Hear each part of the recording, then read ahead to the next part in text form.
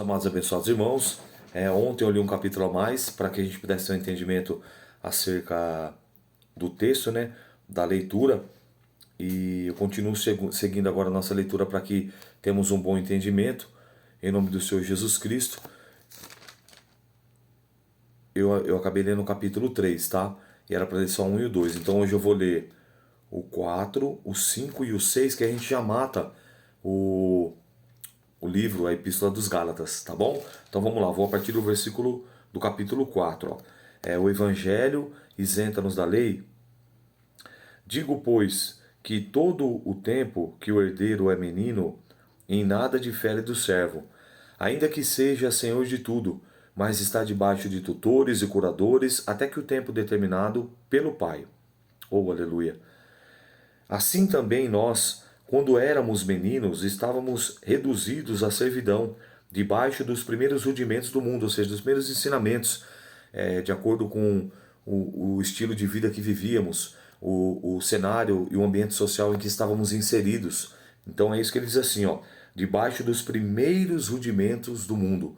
Por exemplo, aquele que está, vamos colocar desde o nível mais baixo até do nível mais elevado. Aquele que nasceu e cresceu e desenvolveu num ambiente periférico, de periferia, de favela, de comunidade. Então qual é o rudimento? Quais eram os ensinamentos daquela época que ele estava acostumado? Qual era o cotidiano ali? Quer queira, quer não, é uma realidade que eu vivi, então eu posso falar com propriedade e eu sei o que eu estou dizendo. É um ambiente de muita escassez, um ambiente de muita dificuldade, de muita precariedade, um ambiente também rodeado pelo submundo, criminalidade, drogas e etc. Então, ele vai sendo envolvido nesses rudimentos. Presta atenção, agora vamos colocar no nível mais elevado. Já aqueles assim que já nascem, como nós digamos assim, dizemos, né, em berço de ouro, uma condição mais abastada, mais avantajada, com tudo que tem direito, que tudo que os recursos proporcionam, um bom ensinamento, uma boa escola, carro, casa, piscina, tudo que tem direito. Mas ainda assim, enquanto eu não tenho um encontro na vida espiritual com o Pai, com o Filho e com o Espírito Santo, mesmo que esteja aqui, se ele não aceitar, se ele não receber Jesus, se ele não tiver encontro com a pessoa santa bendita do Espírito Santo de Deus, e ele se converter, e ele confessar publicamente Jesus ou Cristo como seu único, suficiente, exclusivo e eterno Salvador, à luz da Bíblia para nós cristãos, o destino dele, infelizmente, será o lago de fogo e enxofre, a saber, a segunda morte. Parece duro, mas de fato é. Então, independente da classe social, então é isso que ele está dizendo. E é por isso que Paulo vai escrever em Atos, Lucas, desculpe, escreve em Atos, no capítulo 17. O tempo da ignorância, Deus não leva em conta. É esse tempo da ignorância. Então, os primeiros rudimentos. Mas olha agora. Ó. Mas vindo a plenitude dos tempos. Olha agora. Deus enviou seu filho, nascido de mulher, nascido sob a lei, para remir os que estavam debaixo da lei, a fim de recebermos a adoção de filhos. Porque sois filhos de Deus. Filhos. Deus enviou aos nossos corações o Espírito do seu Filho, a qual clama Abba Pai. E aí, independente de classe social, do maior ou menor, do mais abastado ou do menos abastado, todos diante de Deus somos todos iguais. É isso que ele está dizendo aqui. Assim já o que não é mais servo, mas filho, e nem se é filho, é também herdeiro de Deus por Cristo. Mas quando não conheceis a Deus, serveis ao que por natureza são deuses, mas não conhecendo a Deus. Ou antes, sendo conhecido de Deus, como tornais outra vez a esses rudimentos fracos e pobres, aos quais de novo os quereis servir? Agora ele está advertindo aos Gálatas que estavam querendo retroceder, voltar aos antigos rudimentos ou às velhas práticas. Versículo 10. Guardais dias, meses, tempos e anos. Receio de vós que não haja trabalhado em vão para convosco. Irmãos, rogo-os que sejais como eu, porque eu também sou como vós. Nenhum mal me fizestes, e vós bem sabeis que primeiro vos anunciei o Evangelho, estando em fraqueza da carne. E não rejeitastes, nem desprezaste isso, que era uma tentação na minha carne. Antes me recebesse como um anjo de Deus, como Jesus Cristo mesmo, qual é logo a vossa bem-aventurança, porque vos dou testemunho de que, se possível fora, arrancaria os vossos olhos, ou seja, os olhos e vos daria. Esse versículo 15 aqui, sabe quando as pessoas falam sobre o espinho da carne? Alguma corrente entende que o espinho na carne de Paulo fosse um problema ocular. Por quê?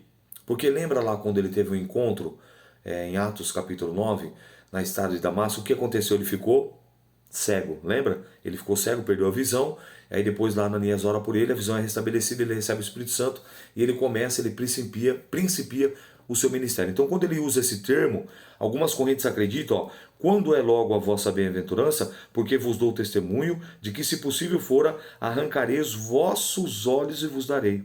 Ou seja, que acredita que ele tinha um problema oftalmológico, um problema nos globos oculares, e alguns acreditam que o espinho na carne de Paulo fora um problema na visão. Outro ponto que eles fundamentam também, a epístola de Romanos não é ele que escreve. Você vê que é Tércio que escreve, mas é ele que dita. Então alguns acreditam, é uma corrente, tá? Porém, em contrapartida, me aprofundando um pouco mais sobre isso aqui é um termo usado, por exemplo, vou trazer para nossa lei, era um termo, como se fosse um dito popular naquela época assim, estou morto de fome, estou morto de cansado. Você está morto de fome? Não. Está morrendo de fome? Não, você está com muita fome. Você está morto de cansado? Não, você está muito cansado. Mas sabe assim, para você externar, para que a pessoa possa entender e compreender o tamanho da sua fome, o tamanho do seu cansaço, esse é um termo também que era usado. Um ato assim, estou a ponto de arrancar os meus olhos por vocês, dizendo quanto aquele povo, aquela pessoa, aquela nação, ou uma pessoa é importante, porque o que nós temos sem a visão, nós ficamos muito limitados, sem a nossa visão, nós ficamos bem limitados, correto? Então é isso. Então eu estou querendo pontuar isso aqui para você, que são fonte de estudos, e eu estou dividindo com vocês aqui, tá bom? Fiz acaso vós inimigo dizendo a verdade? Ele tem zelo por vós, não como convém, mas quereis excluir-vos para que vos tenhais zelo por eles?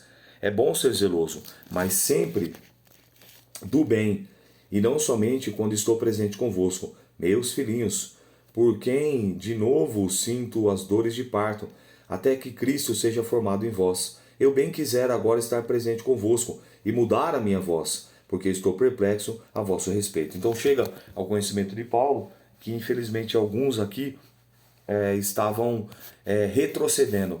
E aí nós já vamos entender melhor agora, ó, como vai ficar mais claro agora. E aí ele vai pontuando, ó.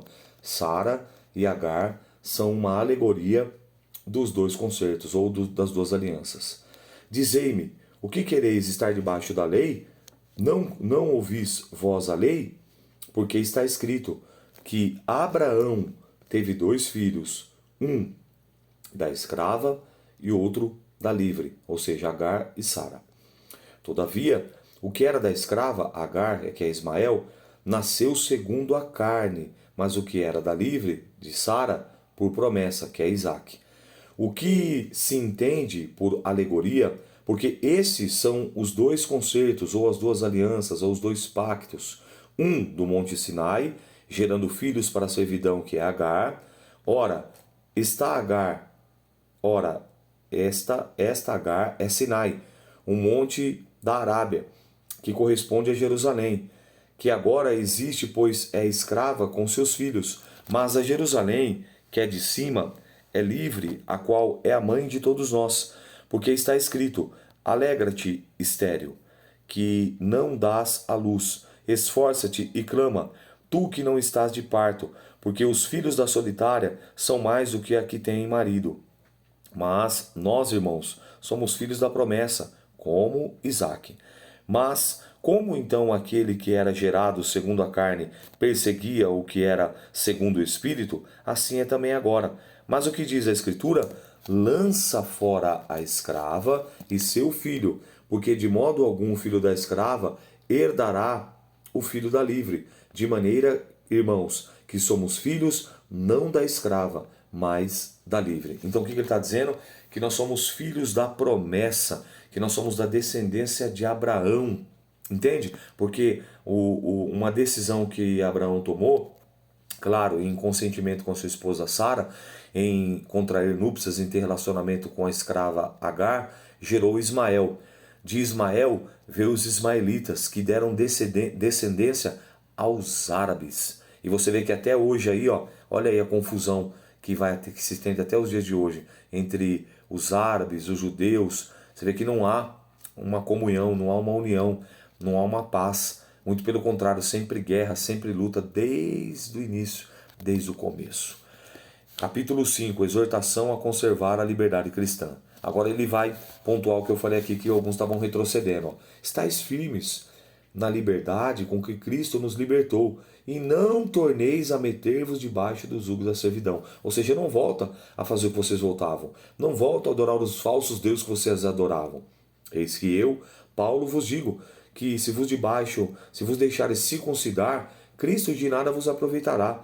De novo protesto, de todo homem que se deixar circuncidar, que está obrigado a guardar toda a lei. Separados estáis de Cristo. Vós, os que vos justificais pela lei, da graça tendes caído, porque nós, pelo Espírito da fé, aguardamos a esperança da justiça. Então, nesse contexto aqui, o que estava acontecendo? Era aqueles judaizantes. Falavam, não, para vocês precisam circuncidar, vocês precisam guardar o sábado, vocês precisam observar a lei, os ritos e tal. Paulo falou, não.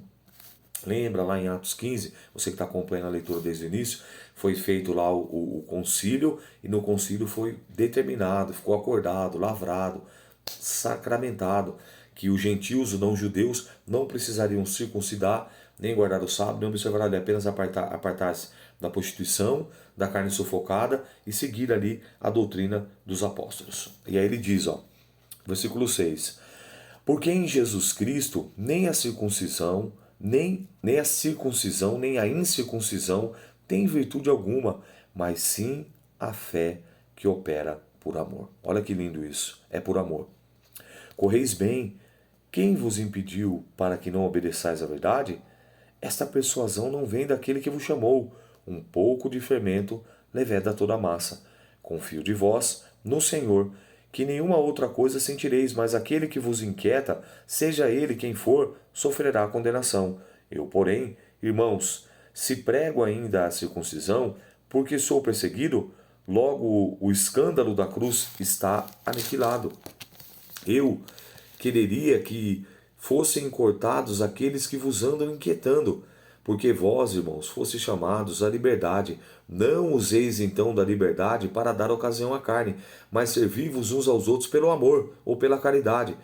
Porque toda lei se cumpre numa só palavra, nesta: amarás ao teu próximo como a ti mesmo. Se vós, porém, vos mordeis e devorais uns aos outros, vede, não consumais também uns aos outros? Então o que ele está dizendo aqui? Para eles não deixar que tinham pessoas que estavam se levantando e trazendo essa inquietude, levantando dúvida. Como nos dias de hoje as pessoas colocam no usos e costumes. Olha, se você não fizer assim, você não vai herdar sua salvação. Olha, se você fizer assim, você vai estar desagradando a Deus. Olha, se você fizer assado. Você entende? Então perceba comigo, olha como não tem fundamento. Vou de uma maneira simples aqui pontuar. Os índios, vamos colocar os índios. Tem os índios, aqueles que não têm nenhum tipo de contato com a civilização. E eles ainda são índios na sua essência, ou seja, não tem vestimenta nenhum.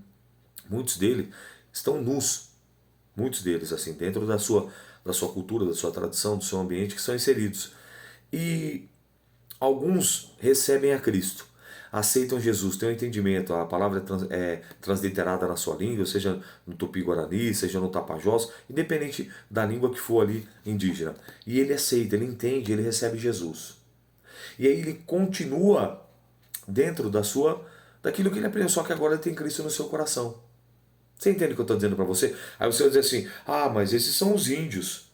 Tudo bem, é o que eu estou querendo dizer. Ao fato hoje, o nosso povo, o povo cristão, lembra onde que eles falavam do rádio? Rádio é do demônio. Aí vem um pouco mais para frente, TV é do demônio. E aí olha aí para você ver, hoje nós temos programas na rádio. Nós temos emissoras de rádio que igrejas evangélicas são detentoras da concessão, são donas, proprietárias. Emissoras de TV. Olha aqui o meio de comunicação que nós estamos aqui fazendo. Olha quanto tem contribuído para a sua vida. o meio da comunicação através de sistemas de comunicação. Nós não podemos estar juntos todo dia. Não é o mesmo momento que eu faço a leitura que você acompanha, mas através dessa tecnologia você consegue ser edificado. Os irmãos aí dividindo, Pastor Carlos, Armando Dolores, o irmão Erison, o Ricardo Carneiro, aluno, irmão e amigo, os que mais têm dividido aí, sempre compartilhado, olha quanto bem. Fora aqueles que não compartilham, mas também estão sendo abençoados. É isso que nós estamos dizendo aqui, é isso que ele está falando. Não volta. Então não é porque um usa bermuda e você não usa, não é porque a irmã usa calça e você usa saia. Consegue entender? É nesse sentido que ele está falando aqui. Tudo se resume no que ele fala. Tudo se resume, ó. Voltei aqui no versículo de número 6, ó. Porque em Jesus Cristo nem a circuncisão, nem a incircuncisão tem virtude alguma, mas assim a fé que opera o amor. Ou seja, é por amor. E aí ele finaliza aqui, ó, no versículo 13, ó. Não useis então da liberdade para dar ocasião à carne, mas servi uns aos outros por amor. Por amor, entende? Então, o que está querendo dizer? Se você serve a Deus mais tradicional, glória a Deus pela sua vida. Se você serve a Deus um pouco mais liberal, glória a Deus pela sua vida. O importante é que você sirva a Deus, é que você obedeça, que você tenha temor ao Senhor. É isso que ele está falando aqui. Nesse caso, no contexto, voltando para a época, a circuncisão ou a incircuncisão. Aqueles que cortaram a pele do prepúcio ou aqueles que não cortaram. Ou seja, por isso que ele fala, nada disso, nada disso. O importante é você ter o amor. E lembra que Jesus falou em Mateus 22? O grande mandamento da lei é o primeiro, amar a Deus sobre todas as coisas, de todo o teu entendimento, de todo o teu coração, com todas as tuas forças. Esse é o primeiro grande mandamento da lei. E o segundo, semelhante a esse, é: amarás o teu próximo como a ti mesmo. Faça por amor. Sendo tradicional, sendo um pouco mais liberal, o importante é que você sirva a Deus e o adore em espírito e verdade, por amor. Vamos avançar. As obras da carne e os frutos do Espírito. Digo, porém, andai em espírito e não cumprireis a concupiscência da carne. A palavra concupiscência, um ávido desejo, um desejo intenso, aquilo que atrai. Porque a carne cobiça contra o espírito e o espírito contra a carne, e esses opõem-se um ao outro para que não façais o que quereis. Mas se sois guiados pelo espírito, não estão debaixo da lei, porque as obras da carne são manifestas, as quais são prostituição, impureza, lascívia, idolatria, feitiçaria, inimizade, porfia, emulação, ira, peleja, dissensão, heresia, inveja, homicídio, bebedice, glutonaria. E coisas semelhantes a essas quais vos declaro, como antes já disse, que os que cometem tais coisas não herdarão o reino de Deus. Você percebe que eu fiz a questão de contar? 16 atribuições intrinsecamente ligadas à minha e à tua carne, que não tem nada a ver com o demônio. Que isso? Olha aqui, ó, prostituição não tem nada a ver com demônio, impureza, lascívia, idolatria, feitiçaria, inimizade, porfia, emulações, ira, peleja, dissensões, heresias, inveja, homicídio, bebedice, glutonaria, não tem nada a ver com demônio. Meu Deus, o que é isso então? Inclinação da nossa carne. E aí é o que eu gosto de dizer aqui no versículo 17, ó, porque a carne cobiça, ou seja, a carne luta contra o espírito contra a carne, e esses opõem um ao outro, para que não façais o que quereis. O que mais você alimenta, o que mais você fortalece, é o que mais vai sobressair na sua vida. Alimenta a carne, homem carnal. Alimenta o espírito, homem espiritual. Dá mais vazão à carne, carnalidade. Dá mais vazão ao espírito, espiritualidade. Conseguiu entender? Aí o versículo 22. Mas o fruto do Espírito é amor, gozo, paz, longanimidade, benignidade, bondade e fé, mansidão e temperança. Contra essas coisas não há lei, e os que são de Cristo crucificam a sua carne com as suas paixões e suas concupiscências. Se vivemos em espírito, andemos também em espírito. Não sejamos cobiçosos de vanglória, irritando-vos uns aos outros, invejando-vos uns aos outros. Então, como vencer a carne? Versículo 24. E os que são de Cristo crucificam a carne com as suas paixões e concupiscência. Por isso que no capítulo 2, no versículo 20, ele diz assim, ó, já estou crucificado com Cristo, e vivo, não mais eu, mas Cristo vive em mim, e a vida que agora vivo na carne, vivo na fé do Filho de Deus, o qual me amou e se entregou por mim. Então Paulo constantemente mortificando a sua carne através do jejum, através da santificação. Ponto positivo aqui que eu quero trazer para você, pérola do Bereano. Biblicamente falando, biblicamente, tá? Só existem duas maneiras de nós adquirirmos fé. Eu vou fazer questão de ler, eu poderia citar. A primeira é Romanos capítulo 10, versículo 17. Romanos capítulo de número 10 e o versículo de número 17. Diz assim, ó: de sorte que a fé vem pelo ouvir e pelo ouvir a palavra de Deus. Então a primeira maneira de nós adquirirmos mais fé é através do bom relacionamento com a palavra de Deus. Como nós estamos fazendo? Leitura, examinação, estudo, se aprofundar, meditar, examinar, guardar na tábua do coração e aplicar e praticar. Só que tem uma segunda maneira, que é que nós chegamos aqui e muitos não conhecem. Eu tenho quase certeza que se você não é meu aluno, não me ouviu falar sobre isso, você também não saberia, mas vai aprender hoje. A segunda maneira de adquirir fé, preste atenção, versículo 22 de Gálatas capítulo 5. Mas o fruto do Espírito é, primeiro, amor; segundo, gozo; terceiro, paz; quarto, longanimidade; quinto, benignidade; sexto, bondade; sétimo, gomo. Do fruto do Espírito, fé; oitavo, mansidão; e nono, temperança. Então só existe, biblicamente falando, duas maneiras de nós adquirirmos mais fé. Primeiro, como eu li em Romanos 10, 17, pelo bom relacionamento com a palavra. E segundo, com um bom relacionamento com o Espírito Santo, o divino e precioso Espírito Santo, o amigo das nossas almas. Sabia dessa? Aprendeu mais uma? Glória a Deus. Se quiser crescer mais, vem fazer aula conosco de teologia, você vai aprender muito mais, e os que já são podem testificar aí. Capítulo 6, e nós vamos matar hoje aqui, finalizar a Epístola de Gálatas. As últimas exortações e saudações. Irmãos, se alguns homens chegar a ser surpreendido em alguma ofensa, vós que sois espirituais, encaminhai o tal com espírito de mansidão, olhando por ti mesmo, para que não seja também tentado. Levai as cargas um dos outros, e assim cumprireis a lei de Cristo. Porque se alguém cuida ser alguma coisa não sendo nada, engana-se a si mesmo. Mas prove cada um a sua própria obra, e terá glória só em si mesmo, e não no outro, porque cada um levará a sua própria carga. E o que é instruído na palavra, reparta com todos os seus bens com aqueles que o instruem. Não erreis, Deus não se deixa escarnecer, porque tudo que o homem semear, isso também ceifará. Porque o que semeia na sua carne, da carne ceifará corrupção, mas o que semeia no Espírito, do Espírito ceifará vida eterna. E não nos cansemos de fazer o bem, porque ao seu tempo ceifaremos, se não houvermos desfalecido. Então, enquanto há tempo, façamos o bem a todos, mas principalmente aos domésticos da fé. Vede, com que grande letra vos escrevi, por minha mão. Todos os que querem mostrar boa aparência na carne, esses os obrigam a circuncidar-vos, somente para não serem perseguidos por causa da cruz de Cristo. Porque nem ainda esses mesmos que se circuncidam guardam a lei, mas querem que vos circuncideis para se gloriarem na vossa carne. Mas longe esteja de mim gloriar-me, a não ser na cruz do nosso Senhor Jesus Cristo, pela qual o mundo está crucificado para mim e eu para o mundo. Porque em Cristo Jesus nem a circuncisão, nem a incircuncisão, nem a circuncisão tem virtude alguma, mas sim o ser uma nova criatura. E todos quantos andarem conforme a regra, paz e misericórdia, sobre eles e sobre o Israel de Deus. Desde agora, ninguém me inquiete, porque trago no corpo as marcas do Senhor. A graça do nosso Senhor Jesus Cristo seja, irmãos, com todos vós, no vosso espírito. Amém.